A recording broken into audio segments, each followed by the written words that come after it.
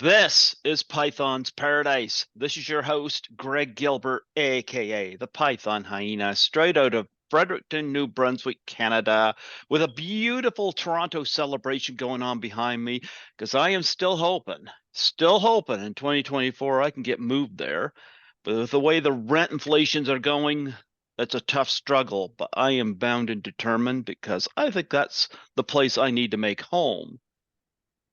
But I've made a few friends there, and people that aren't perfect strangers anymore.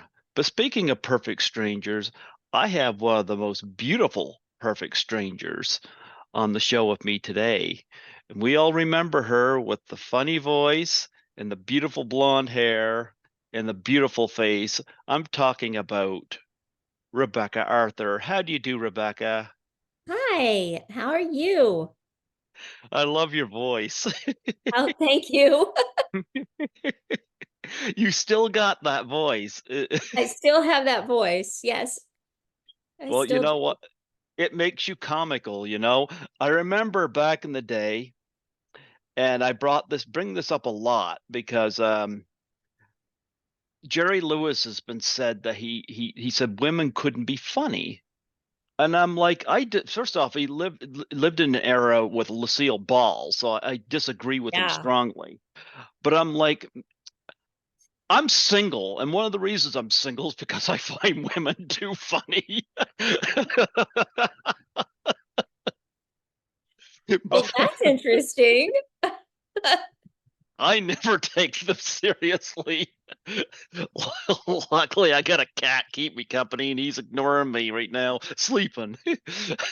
But I think women are hilarious, and I could think of numerous ones that I can't hold a straight face watching.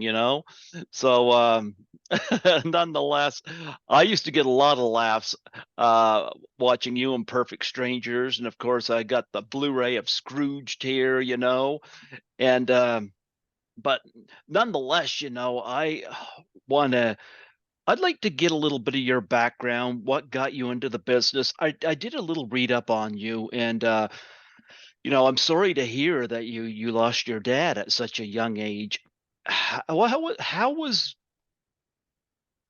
what was it like, because that you'd have to grow up really strong without that, and what propelled you forward? Well, I didn't know. I guess because I was so young, they decided not to tell me that my father had passed away because I was too young to understand. And I only found out, I remember when I found out. And then, I grew up without a father. It was just a natural thing. And I always noticed that, we were missing someone, but yeah, my brother remembers him much more than I do. I don't remember any. He even tells me details about the day that he died, and I'm like, I just have to take your word for it because I don't remember all that. He tells me what I did. He apparently we were in the car because our dad was taking us somewhere Mhm. when he suddenly felt sick and he went back in the house. And I guess my brother said he, in the old fashioned cars, they had a little knob you pull up to Yep, unlock the door. I remember. He didn't have the dexterity to do that, but apparently I could do it. And I was 2 years younger than him. So and he said it really made him mad that I could do that, but he couldn't. But he had to tell me to unlock the door so we could get out of the car because, stuff just took off and started happening. And I think they probably forgot about us. But yeah, I don't remember much of anything back then. Did it give you a much stronger bond though with your mom and your siblings? Well, with my mom, yes. My Mhm. brother is to this day, he's hilarious, but he and I don't see eye to eye on probably anything. We're just, but we do get along. He's very sick now. He has Parkinson's, Oh, I'm and sorry. So does my mom. oh, it's Yeah. that's a horrible disease.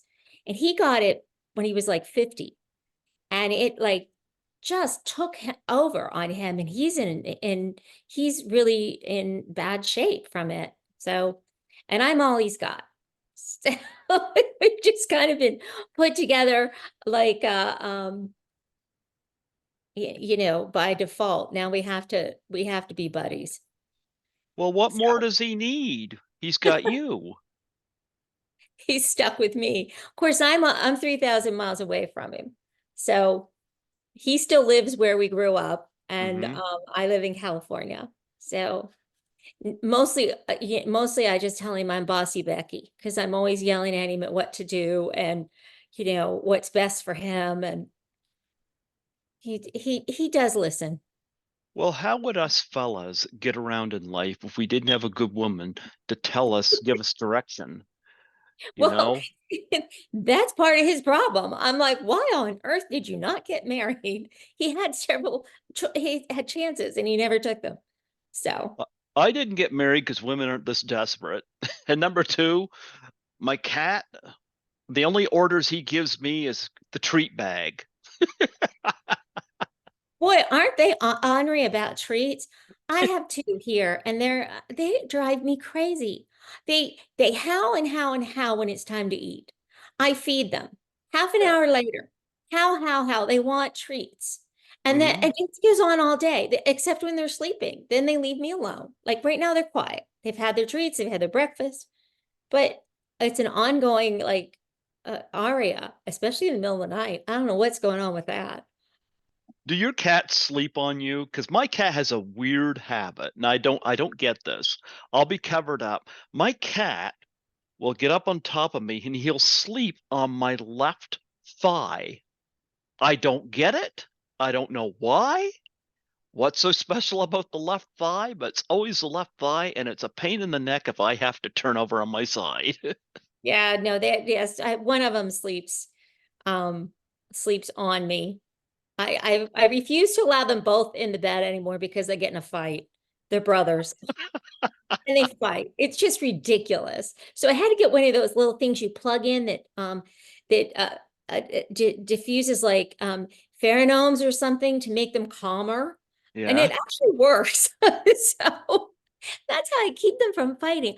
Sometimes it sounds like there's a thundering herd upstairs when they're chasing each other. I'm like, Hmm. what happened to pussyfooting? Why are you guys so loud? But now I have a puppy. We have two dogs now. And we still have our little yellow lab. He's 8 years old, but we lost our two golden doodles last year, and it devastated him. It devastated all of us. But he had not known life without those two dogs, and he was really depressed. So we actually adopted this adorable little puppy who has neurological problems. She tilts to one side, and occasionally she falls over. And when she falls over, she just looks kind of surprised. And then you just pet her until she's like, okay, yeah, I'm good. Okay, I can get up now.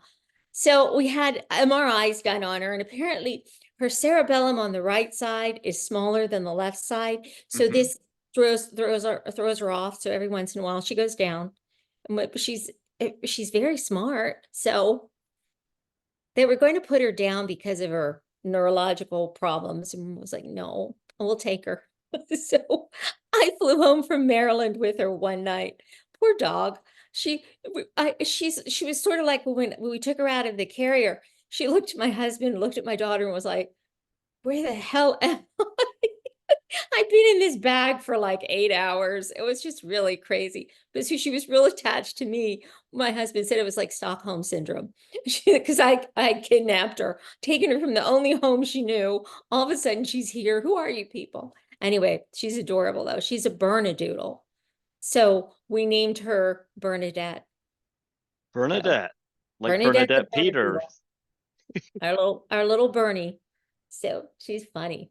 I think it's awesome that you didn't look at the dog with a dog with a defect. You saw a dog that needed a home, and you provided a home for that dog. I think that is awesome. And as you can see, there's really nothing wrong with that dog. You're having a No, I know. good. I was like, gosh, I really sad that they were gonna do away with her just because she wasn't perfect. But all we knew when I went to see her was she tilts to the side. But she looks adorable. I don't know where she is now, or I'd show her to you. But she's a great little puppy. Well, we got lots of politicians that aren't perfect. We don't do away with them. Well, So, this is true. but nonetheless, I'm really happy you grew up to be what I can see a very strong individual. As you know, you're looking after your brother from afar. You know, and my younger brother took care of my parents. We just lost their father in 2022 after 8 years of ALS, and Oh, mom has Parkinson's, but she's still with us right now. And so but I didn't spend a lot of time with them because I was working. My younger brother, I got a credit as being the caregiver there, and right now they got some special help there, so my brother can go back to work and earn some cash. But yeah. nonetheless, yeah. My brother is currently in a nursing home, and he's waiting to get wavered out into assisted living. And we already have the place picked out. So Your he's place? no, he's not. He wouldn't be happy here. All his friends are back there. That's why everybody's like, "Are you going to bring him out here?" I'm like, "No. What would he do? Nobody to come visit him because he doesn't know anyone here." So no, he'll still stay there. Well, what brought you into the industry? Well, I started dancing when I was little. I was like about 4 years old, started Hmm. dancing lessons. And I like I remember I didn't like tap and jazz as much as I like gymnastics, because by the time we got to gymnastics, we do an hour lesson, right? And by the time we got to gymnastics, we got to sit down on the floor and stretch, and I was tired of standing. So I liked gymnastics the best because I could sit down and stretch. But then I became a gymnast and really enjoyed that. So kind of just because I don't like standing for too long. I don't know. I was a dancer, and I once we started performing, I loved that. So I kind of just got bit by the bug and off I went. I was a dancer, and then I did a play in high school, in junior year of high school, after seeing my brother in a play. He was in the play tournaments at our high school. And I was like, that looks like fun. So then I did it, and I continued, but he was a singer, and he played his guitar and wrote music, and he um he was very talented musically. So he didn't pursue acting. Do you play any musical instruments? Not anymore. No? Okay. I Oh, used to you used I used to to? play the piano, but I can't Hmm. remember a thing anymore. I don't know why. We have a beautiful piano here, but it all went out of my head when I got pregnant with our first daughter. I have no I forgot everything. So they play the piano though. So that's good. What, the cats? No, the daughters. I mean, The the cats cats, would love to. cats, if they get a chance, they'll run across the keys. But yeah, no. Well, your first feature, of course, was About Last Night. Talk about a film to break into. Were you nervous getting your first feature film? No, actually, I, I got that film because I actually had met Ed Zwick and his wife Liberty, and through my boyfriend at the time. So I had met them, and I honestly don't think I auditioned for that. I think that was the part they just said, would you like to do this? And I was like, sure, because it was just right up my alley, Crystal.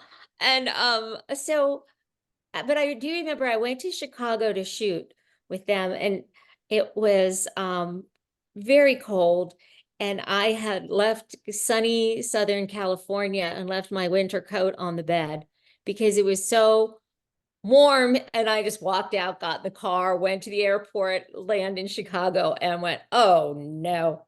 And then it was a really fun shoot. I remember we went back to uh Second City to see Jim Belushi Jim Belushi do like a return to, you know, his roots, and he performed and all of us went and supported him. It was fun.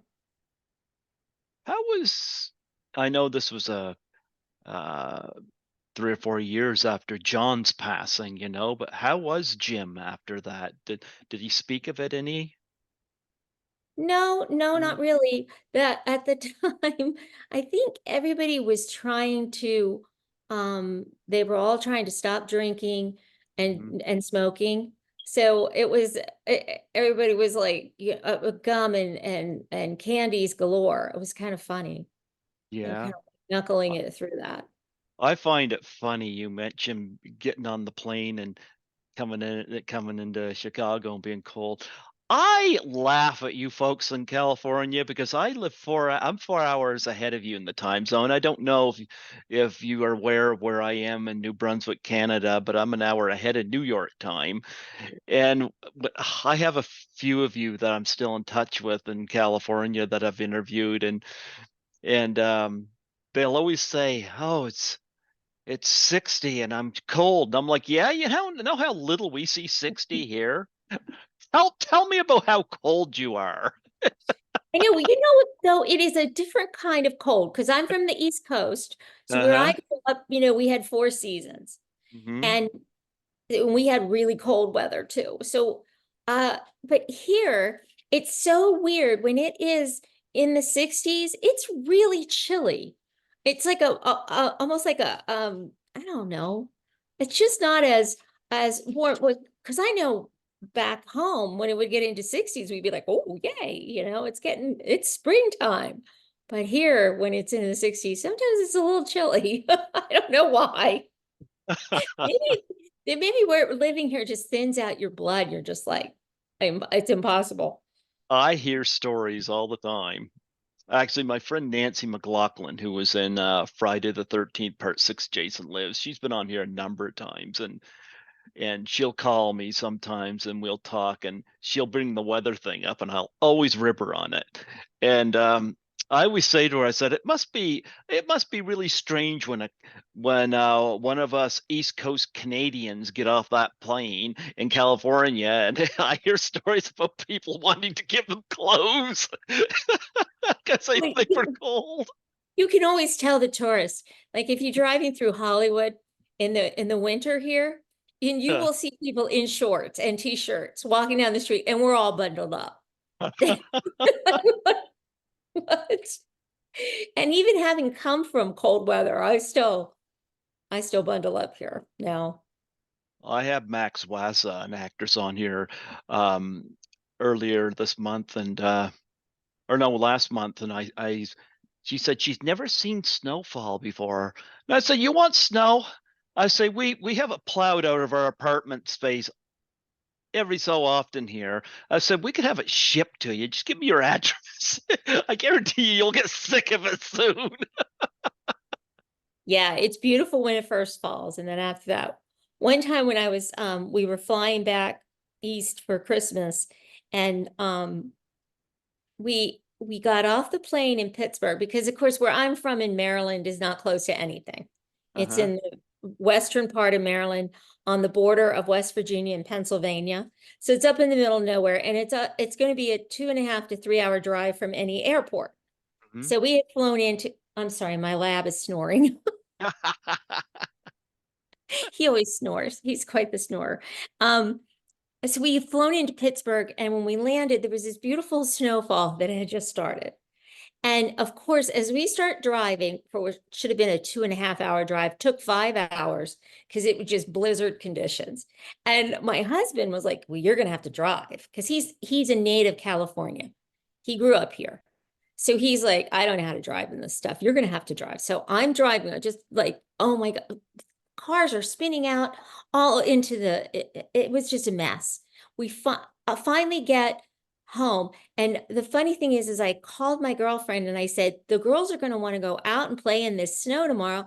And I don't have any snowsuits because I was planning on buying them when, we got there. So she goes, well, I'll run out and get the snowsuits. So she had gotten the snowsuits. So the next day the girls would be able to go out and play in the snow. Well, the next morning, sun comes out, goes up in the high 60s, all the snow melts. And I'm like, what the heck? It's December. And it just completely beautiful weather. So everywhere we went, people would say, do you bring that LA weather with you? And we're like, yay. Yeah. Our poor kids wanted to see snow and play in snow. And it's like home. It was really weird. That's funny. Did you go to the premiere of About Last Night? And if so, what was it like seeing yourself up on the big screen for your first feature? Oh my God. I did go, but I can't even remember. Um, honestly, I don't remember. I don't remember much about it. I remember going, but it just seeing myself on screen always makes me uncomfortable. So it was just one of those like, oh, whoa, too much. Not for me. I'm Just like, too oh, much. look at that awesome ray of sunshine. Oh, thank you. But for me, it was like, oh my God, that's just way too much of me. Just, whoa. Well, this Yeah. was early stuff for Rob Lowe and Demi Moore. Any stories of them? Um, both very nice. One of the things that Demi Moore could do that I just fascinated me was she had really long hair Hmm? and she would pull it up and tie it in a knot on the top of her head. And I was like, that's impressive. See, these are the little things that get me. I just was Oh, like, wow. that is so cool. Yeah, but I've never. Elizabeth Perkins it was her first feature. Mhm. She was very, very nice. They were all great. And of course, your second feature, you were Xeroxing your hindquarters. It's Scrooged. I watch about 20 films for Christmas leading right up to Christmas Eve. And of course, Scrooged is one of them. And um, I would have been 16 when this came out in 1988. And I remember it well. And of course, you had that very memorable role, Xeroxing your hindquarters. Now, was that in the script or was that something brought up on the spot? And what did you think about that? Well, that was the only thing that was in the script. The rest of everything that we did, we made up on the fly because that's how Bill likes to work. So Yeah. I've recently heard some negative stuff about him, but I gotta say, he was the nicest guy. I got there and I had no idea what I was doing other than I'm supposed to Xerox. I'm supposed to be at a 1968 Christmas party, Xerox my booty on the Xerox machine, and the rest was. And I said, well, this script doesn't tell me anything. What am I supposed to do other than my name's Tina? And they said, oh, you'll figure it out with Bill. He likes to make it up as he goes. Okay. So we would do these scenes and then I would respond to him and then he'd go, okay, okay, that was great. What did I just do? And then I would repeat back to him what he did. Yeah, yeah, yeah, yeah, yeah. He was so funny. And then he would do it. We'd do it again. We rehearsed it and he just kind of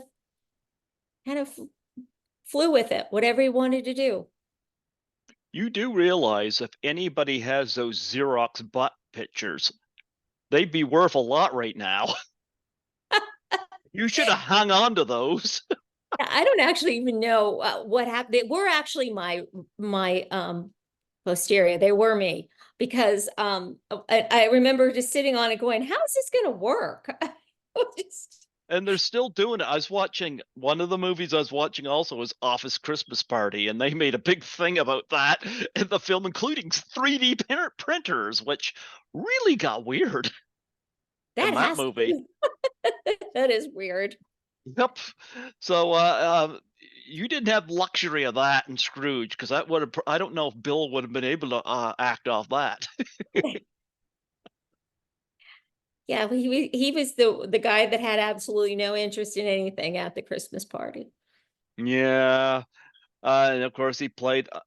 I like the fact that he's not playing Scrooge, he's being Scrooged, and there's so many great moments in this film. Do you have any particular favorite moment outside your own scene?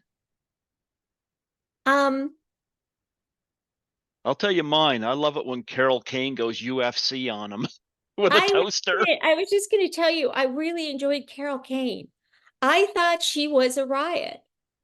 Just how she just kept beating him up and was just I thought she was hilarious. I Um, agree. I said that's a great part. She Yeah, kept fluttering down. She was grabbing his lip. I know. I enjoyed Scrooge. Did you see the premiere of this? no, I don't You think I no? did. No, because we actually shot that in 1986. Mm-hmm. Um, why was I think my agent had sent me just to go meet the casting director of that film.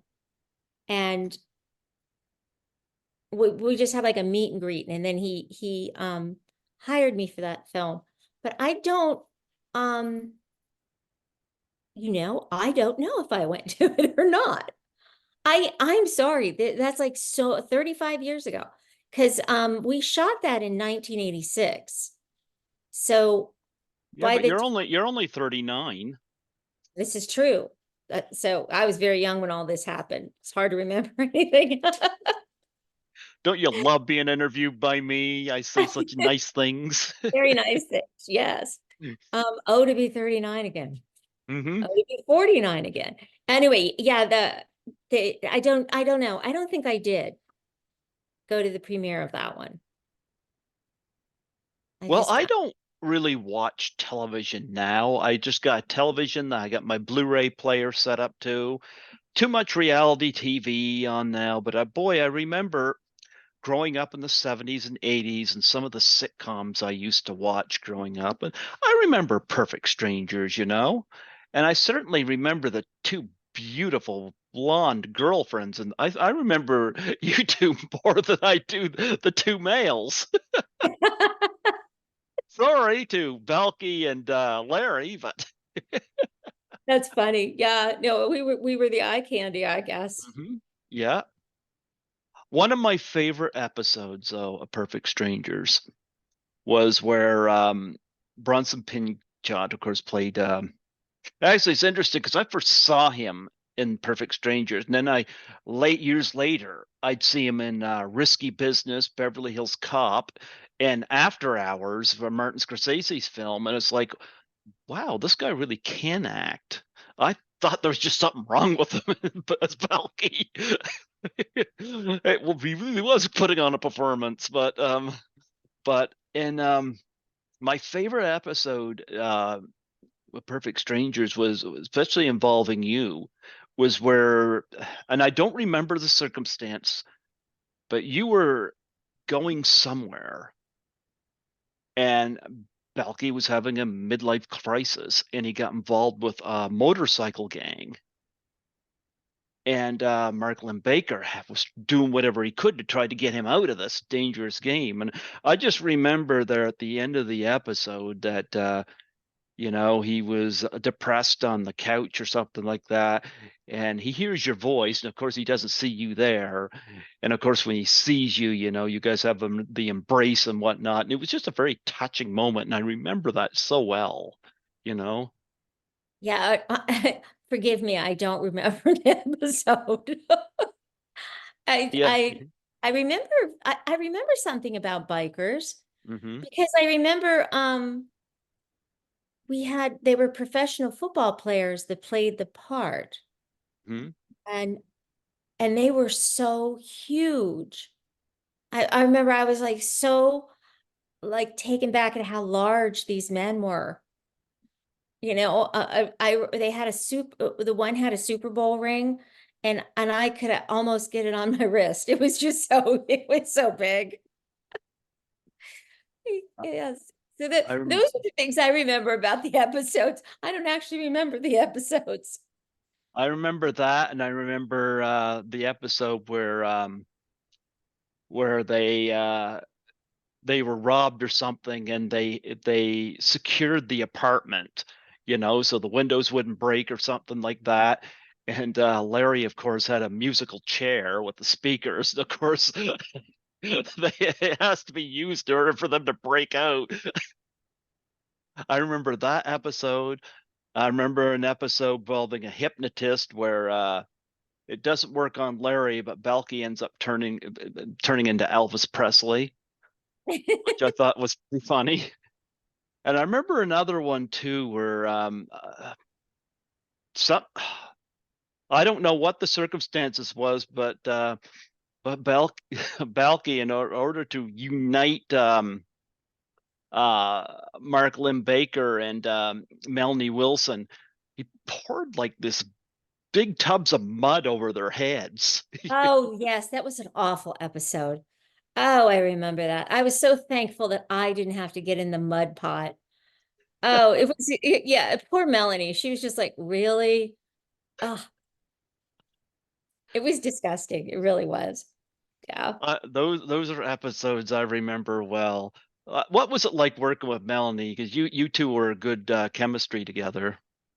Oh, we still are. Oh, It was, you're still in touch. oh yeah, I'm going there for dinner tomorrow night. Yeah. Oh yeah, we're very close. We're actually technically we're related because she has one of our puppies. I told you I had Oh, golden doodles before. Well, my golden doodle had puppies. We kept one, and Melanie and Bill took one. So, she's now 13 years old, though. She's on in years. Melanie is 13 years old. Well, we wish, but no. Abby is her golden doodle. So. Wow, I think that's awesome. You two are still in touch. Oh yeah, my kids have grown up going to like they get mad if Roger and I go see them without them. Oh, So, and wow.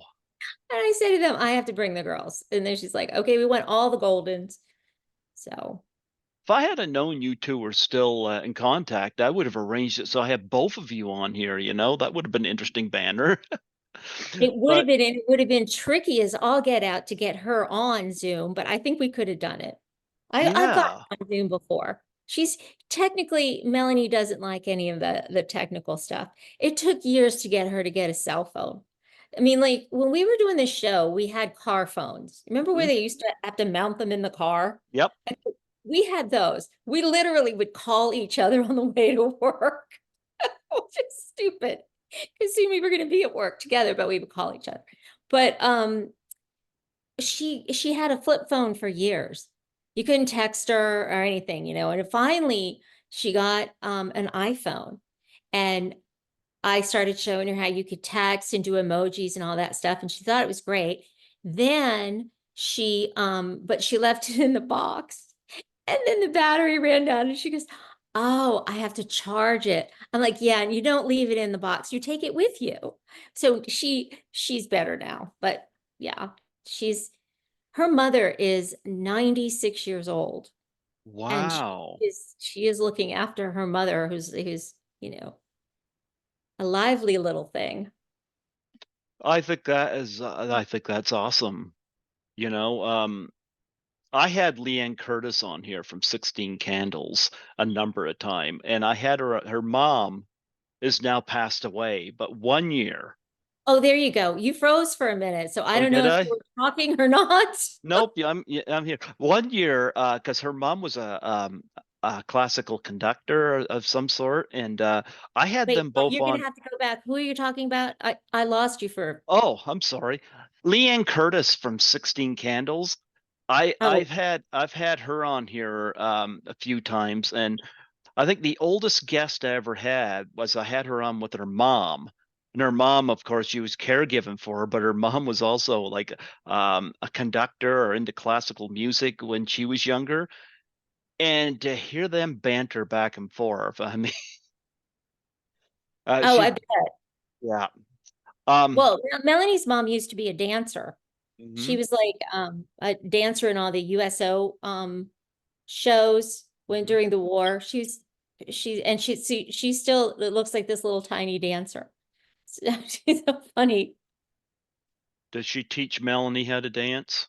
No, no, but right now Melanie's trying to get her to stop doing bar work in her bathroom because she falls down. It's just not good.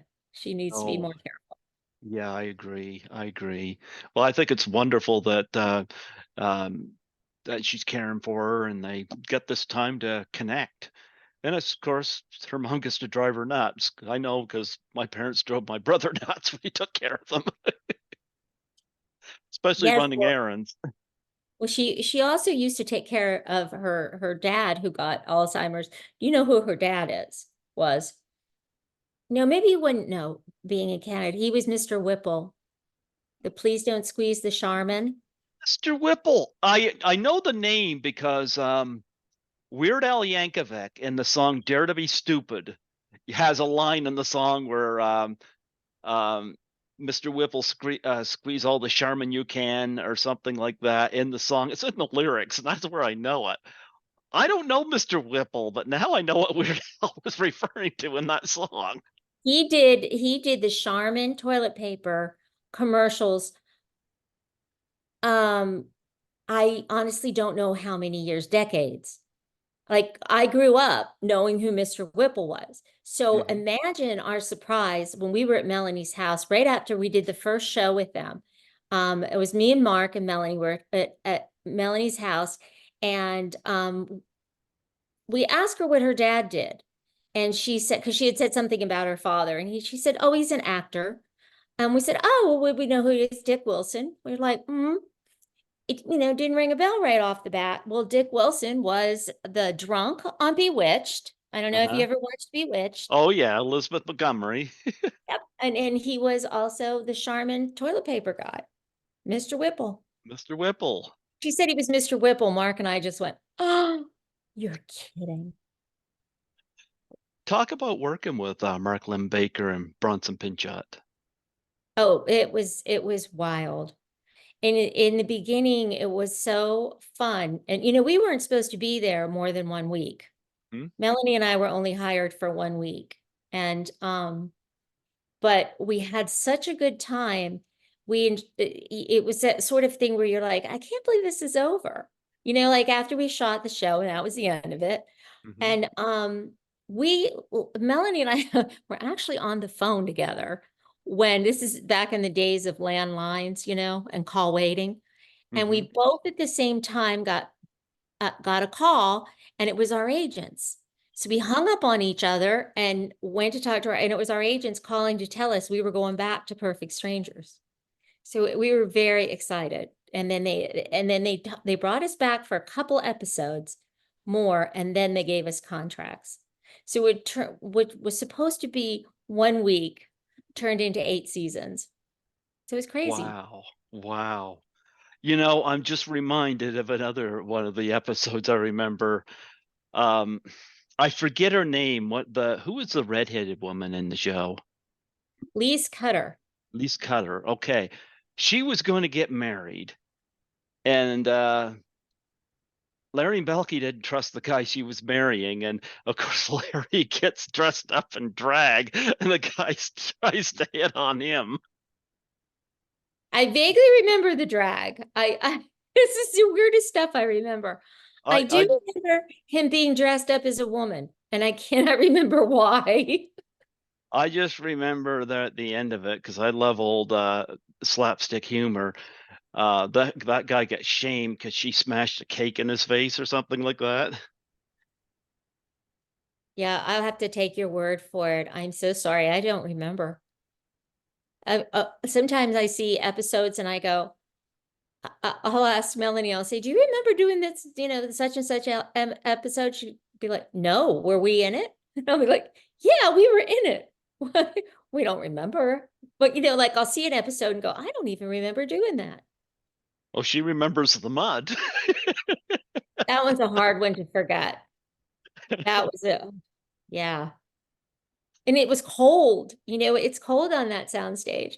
The time they dumped ton of water on us when the boys fixed our shower, and then they really fixed it, and then it overflowed and crashed through the ceiling and we're all sitting on the couch.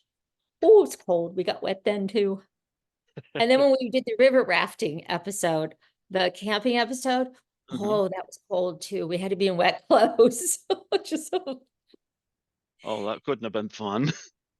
no. Oh, and then there was the basement one where we had to stand in water. Oh, that was crazy.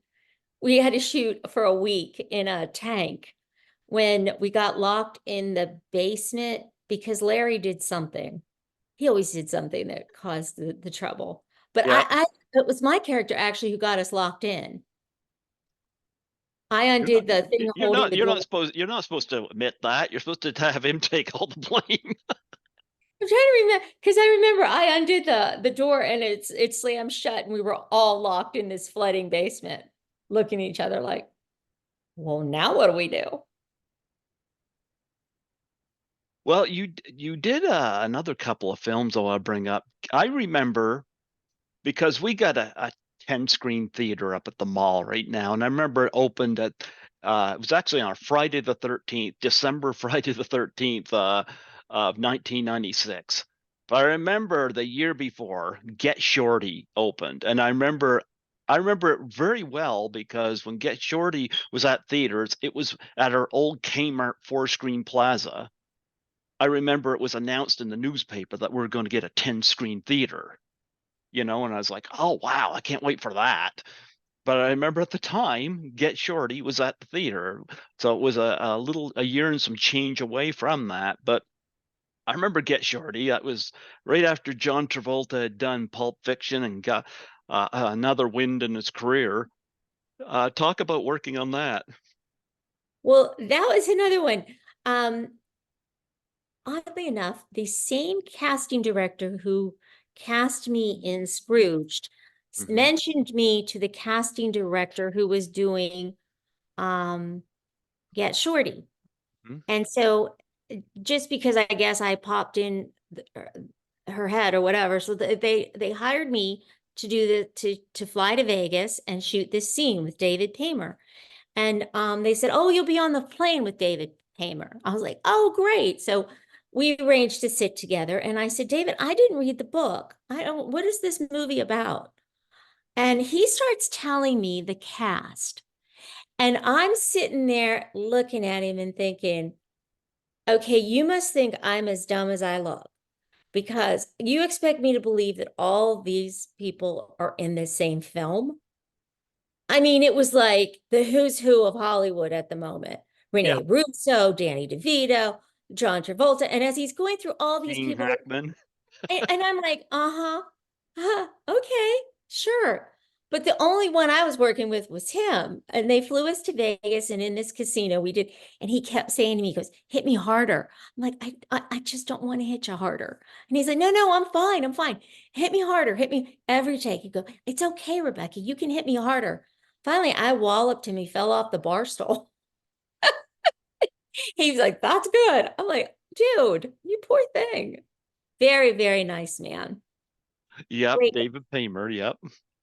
Oh yeah, I remember that, and of course, I also saw The Watcher with Keanu Reeves. Oh yeah. That was that was the one that I again, where was I? I was in Chicago Mhm. in November. So I remembered my coat that time. But that's when after I had had our first daughter, and I did not like being away from her.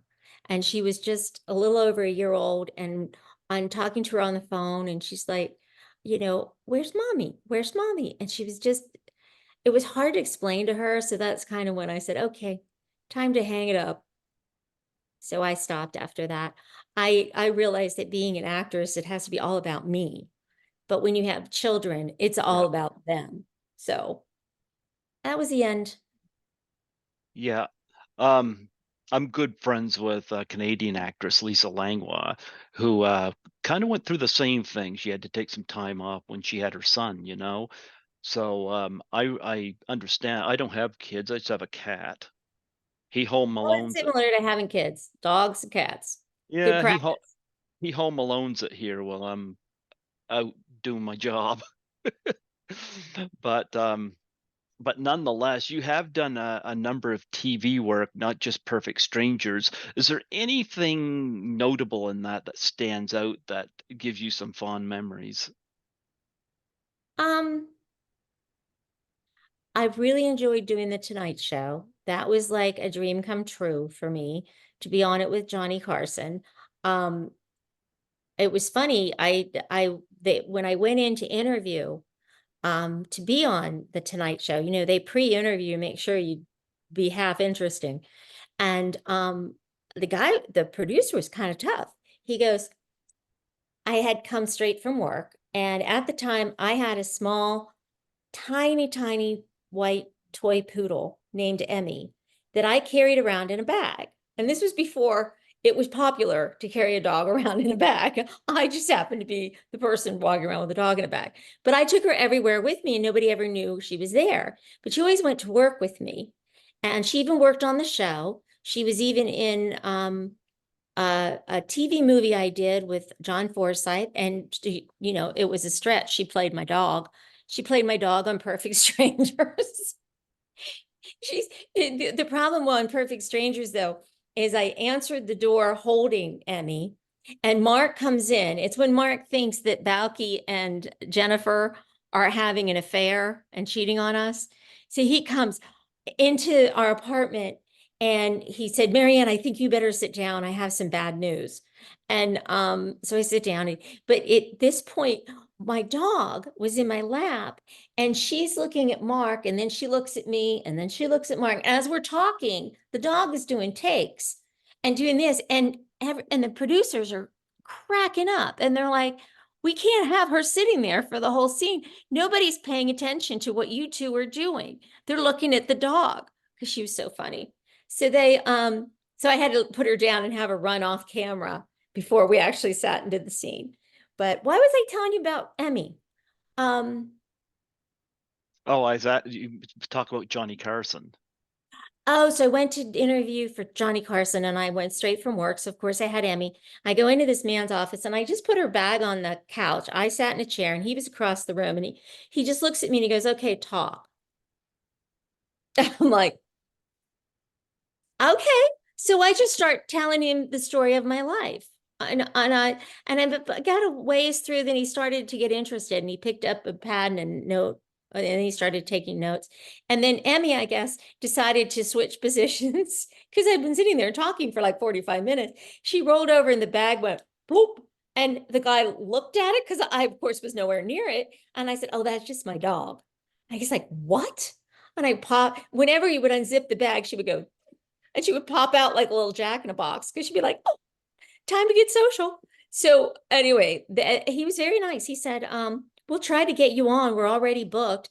And they called me like a couple weeks later to come and do the show. And I was a wreck because it was when I was in the makeup chair at the Tonight Show, and they started the Tonight Show, and I hear the music, da da da da da, and I just suddenly realized I didn't know what I was doing. I never done a talk show before. The first talk show I ever did was The Tonight Show with Johnny Carson. Talk about a basket case. I didn't remember what had happened. I was so upset when I left there. I was crying. And I got home and I called my mother. And of course, she's 3 hours later on the East Coast. And she said, I'll record it and play it for you, when it's over. So it was really funny because she said to me, she goes, "Did you really go do your laundry?" And I said, "Yeah." "How did you know that?" She said, "You told everybody." It's like, oh my God. So, and then it must have been okay because I went back 2 times after that. There you But go. I was a wreck, just a total wreck. I never done a talk show before. And the sweet producer, he had me behind that curtain and he said, "Now what's going to happen is Johnny's going to introduce you, and then I'm going to pull back the curtain, and then you're going to walk out and greet him. But you're going to have to let go of my hand." And I was like, and a vice grip on this guy. I was just so nervous. Do you have any memories of being on Newhart? Love doing Newhart.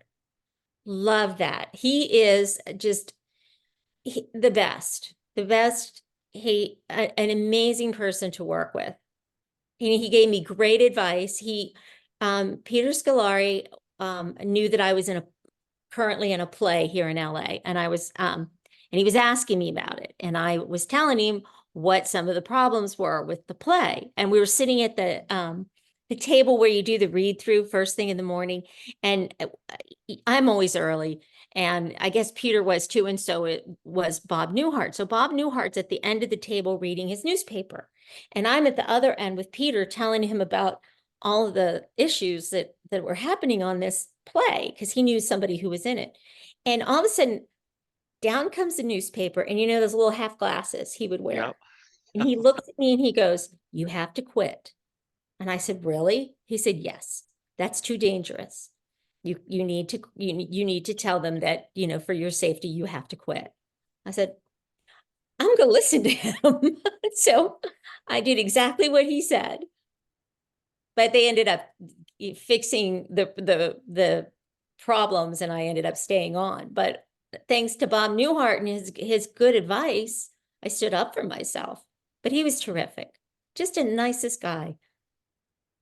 You know, my friend Lisa Langwell, the Canadian actress I told you about, she invited me to my first convention. We got talking about travel, which I had never done before until 2017. I'm 51, so I hadn't traveled until 2017 out of this province. And I went to Toronto and assisted her at a horror film convention. And boy, that world is really interesting. Have you gotten to do the cons? No, I've never done them. Um, Julie McCullough, who used to be on Growing Pains, Mm-hmm. she's a dear friend of mine, and she had suggested that I do them. I know she does them. But I just wondered if anybody would, I don't know. I guess I can't really balance out if we would be that popular at it. You know what? Julie McCullough, I remember. I've never had her on here. Tommy Kovac has, though. I always felt bad about how Kirk Cameron had treated her, you know? That's when she and I became friends, when all that was going down. He was really a jerk. I She's come from the Christian she's like, faith as well. But here's the thing. Um, I learned a lot about being a Christian from my dad. My dad was one of these people. This is what I remember best about dad before he passed. He would get up at 3 in the morning or 2 in the morning to go snowplow people's driveways out, and he never asked for a penny for it. We worked at our family owned spring water business. We sold spring water. And like anytime the transport truck would come to bring coolers for the water bottles, he'd always bring out a case of water for the driver, just gave it to them. My dad was also a mechanic. My dad to me reminded me what it was like to be a Christian. Put others ahead of yourself. And when I hear about how Kirk Cameron treated Julie, it sickens me because I've been treated that way too. Like I don't go to church anymore. I still read. I got my dad's Bible, but and I'm not a Bible thumper by any means, but it sickens me how she was treated because Julie is really pretty funny. she's very funny. She's hilarious. Yes. Yeah. We were doing Circus of the Stars together when a lot of that went down. But right before that happened, um, North Carolina has this thing called the Azalea Festival, Uh-huh. and they have an azalea queen every year. I don't know if they still do it or not, but they used to get like um, what they would call a starlet from Hollywood. And Julie was chosen to do it, which meant a lot to her because she had relatives in North Carolina. So it was a big deal to her. And I didn't know her at the time. And or any, I knew of her being on Growing Pains, but I didn't know her. And I got a phone call from my agent saying that they had to replace the Azalea Queen, and would I do it? And first thing I said was, "What the heck is an Azalea Queen?" And then they told me, you just go there and you perform in their parade, and you just make appearances for a week of their Azalea Festival. I said, oh, okay. So I said, I guess I'll do it. All right, whatever. And then I was watching Entertainment Tonight that night, and there was this big whole story on how some well-known Baptist minister had gotten Julie taken off of being the Azalea Queen. And I was like, oh, I'm replacing this poor girl. That's not fair. It was just it was upsetting to find out that they had booted her, and it was all because she had been in Playboy. Like, what? So when we were doing Circus of the Stars, I was like, oh, I was like, I didn't want her to know it was me that had replaced her, because I didn't find out, why I had replaced her until later. And she was, so I didn't want to say anything. So finally, we're there at Circus one day, and I think I was driving her home. I might have been giving her a lift home, and I said, do you know who replaced you at the Azalea Festival? She goes, yeah, I know it was you. I was like, and you don't hate me? She said, no, I don't hate you. You know So what? I've been treated badly by people in the church. It hasn't stopped me from my faith, but it has stopped me from associating with that group. And after seeing movies like Fireproof, I don't think Kirk Cameron or Saving Christmas, I don't think Kirk Cameron's got anything to be bragging about. He did win the Razzie for Saving Christmas, so this was. well, I never But even saw it. I was never a fan. So Julie McCullough, she was in one of the Sharknado movies. That makes her pretty cool to me. I've interviewed so many women who pose for Playboy on here, and I don't judge them. In fact, I think their stories are awesome. I think they're beautiful. I think Julie's beautiful. I definitely think you're beautiful. But thanks. yeah, and Now, I think, Julie's just gorgeous. She's adorable. and she's funny. She's very I've funny. I've seen some of her stand up, so yeah. But I feel bad when stuff like that, because it really paints a bad picture of Christianity, and these people aren't doing it any favor. No, not When at they all. do that. No. Do you have and by the way, I do think that you would fit into a Comic Con, especially if I don't know whether they do something for Perfect Strangers, but I mean, I don't know whether Mark Lynn and Bronson has done them, but They did one that I heard about. Um, but I think it was one of those, but I don't know how it went. I I forgot. think you and Melanie together, I think that would be great. You know, I've done one Comic Con. I do a lot of the horror film cons because I'll tell you, the people that come dressed up in their outfits are pretty cool. But I'd love to see you do that. And I do think there'd be a demand for it. A lot of people Maybe read. Yeah, if somebody's watching the show now, I mean, it is on Prime. yeah. And of course, Scrooged, you know. I think that would be awesome. Here's a question I do ask everybody though. What's the most unique thing you've ever been asked to sign?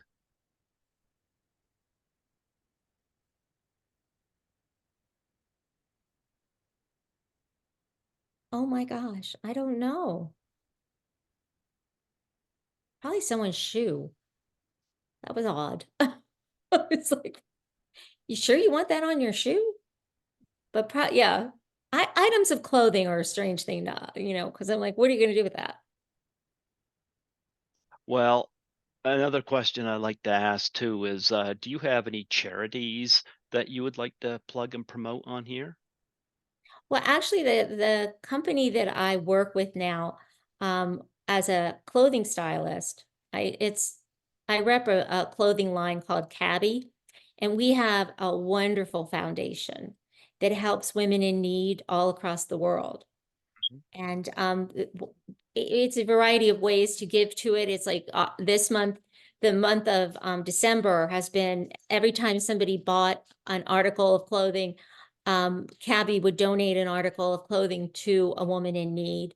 And then if you wanted to host like a get together and get all of your girlfriends in, then you could pick one of the three charities, which was like um, trafficking, domestic violence, homelessness. You could pick one that your donation would go towards. And then another way to support it is just to round up, to round up to the nearest dollar on your purchases. So, and we always do these wonderful events, usually in May around Mother's Day, Hmm. where all of us stylists all across the country, we're also in the UK and Canada, will do this benefit where we go and we help, like where I live, there's usually victims of fires. Like they've Okay. lost everything in a fire. And we'll do a thing where Cabby donates thousands and thousands of dollars worth of clothes. And when the women come in, we take them around and we build them a brand new wardrobe for free and let them, because it's all about feeling good about yourself and Hmm. self-confidence. Is there a web page for this?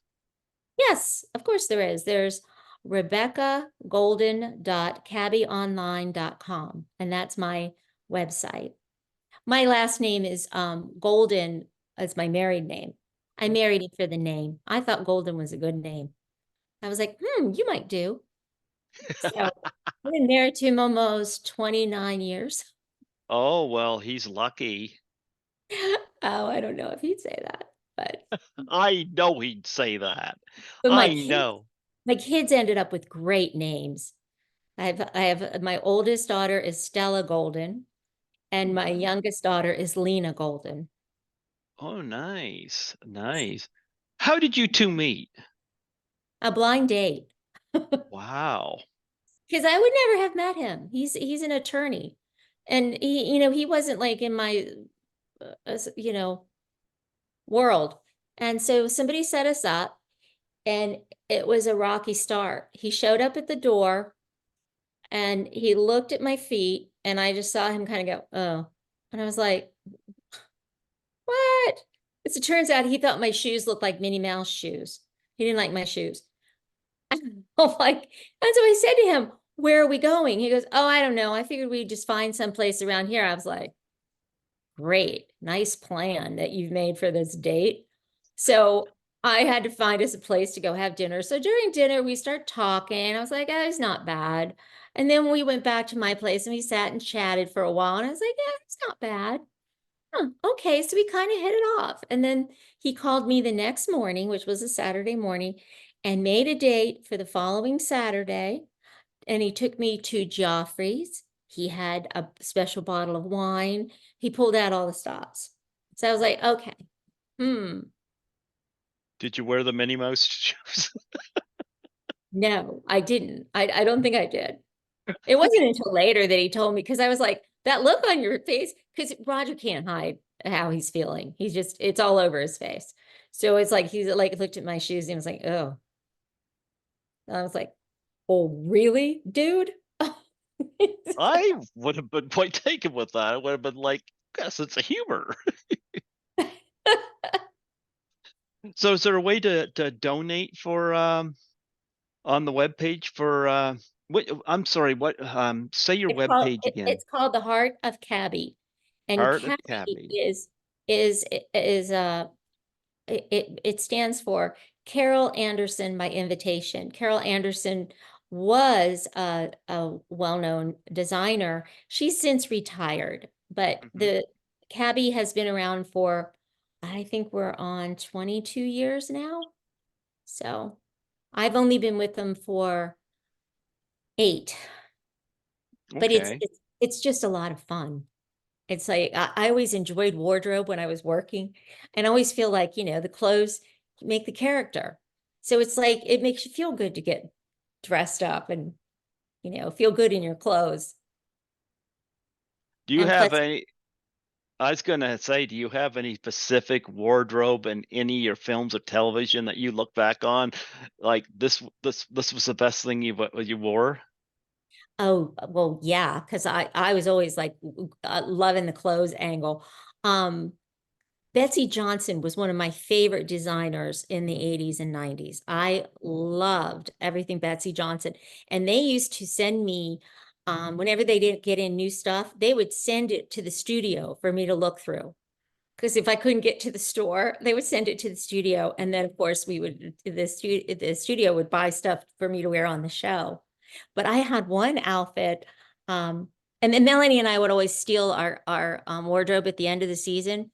But we always told the producers we were going to do it, so Mhm. we wasn't really thievery. It was like, we're going to steal our wardrobe, and they'd be like, yeah, okay, whatever. And so that would be, they'd give us permission to it. It was like, go ahead, take your wardrobe. So we take what we liked, but and stuff it all in our trunk and take it home. But there was one outfit that I had worn on the show, and I was in New York with my daughter, oh golly, the younger daughter, a couple of years ago, and and she had taken the outfit with her to wear, and it was just so funny. I took a picture of her, and I was like, that is wild. Seeing her in my clothes from Marianne days, I was like, dang. That is awesome. That is awesome. You know, I applaud that. I never heard of a charity like that before, so I think that's fantastic that you do this, and I hope it continue on. So you've been with it for 8 years. Yes, and one of the things, that we all try to do as stylists is get everybody to understand why we're asking them to round up. And so far, knock on wood, the past several seasons I've had 100% round up. So we have goals. We're trying to get to like 68% of everyone rounding up. So I'm like, I've got to have my 100%. So Hmm. Are people able to like PayPal to it or anything like that? um probably. You just have to go on the website, and it'll give you the opportunity to make a Hmm. donation to it. Yeah. Okay. Okay. Well, how did Christmas treat you this year? Santa didn't find me, found my cat, which I really don't understand, because I'm pretty sure I was better behaved than Skittles there, but Skittles. Skittles is my cat. He's black and white. He's a rescue, so he had that name when I got him. Yeah, our two cats were rescues too. They were Yeah. supposed to be girls. They were supposed to be girls. And at the time, my daughters were really little. And they each got a kitten. And they were supposed to be girl kittens. And one was named Starla, and the other one was Callie. And we took them to the vet to get checked out. And the vet picks up the one and goes, I believe this one's a male. And puts it back down and picks up the other one and goes, and this is his brother. And both of my little girls sat down in a chair together and started crying. They were so upset. I'm like, they're the same cats. They're just boys now. Instead of girls, you just have to find a different name. So finally they calmed down and named them Felix and Dusty. So I was like, Stella, why'd you name him Dusty? I don't know. He looks kind of dusty. Okay, there you go. There you go. There you go. Well, did Santa Claus find you this year? Oh yes, he sure did. Oh Yes, we had boy. a nice Christmas. We had both of my girls are here, Hmm. and then we had my husband's entire family over. So I had like 18 people for dinner. I had a total of just one cat here. He did not make dinner for me. Yeah, well, I didn't make dinner either. I ordered it. But my I poor I was like so freaked out. I don't even know where she went now. She was so freaked out because there were so many people here she didn't know. She was just like, "Who are all you people?" You know what? I work as a cleaner. So I work overnight, so I work back shift. And so I slept all day Christmas. That's a fun thing to do. I would have liked Uh, to sleep all day Christmas. oh, I didn't mind. I did go to my mom's for Christmas dinner. I didn't even know if I was gonna make that, but I did make it. And my brother and his wife are coming.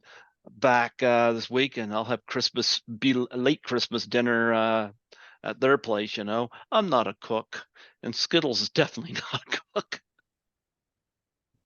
Although he tells me that it's not his paw prints on the cover or on the sideboard and the stove. He said it's the spiders. Mm-hmm. I'm like, okay, I'll believe that. But I'm gonna say it was so wonderful having you come on today, and Tommy Kovac sends his love. Oh, thank you. He was very nice. Yeah. One thing I'd like to do doesn't have to be anytime real soon, but I would love to if you guys are both up to it. Have you and Melanie on here together sometime? I think that'd be awesome. I'll ask her. She's not easy to pin down Mhm. for for much, but we'll try. Yeah, I'll try to talk her into it. yeah.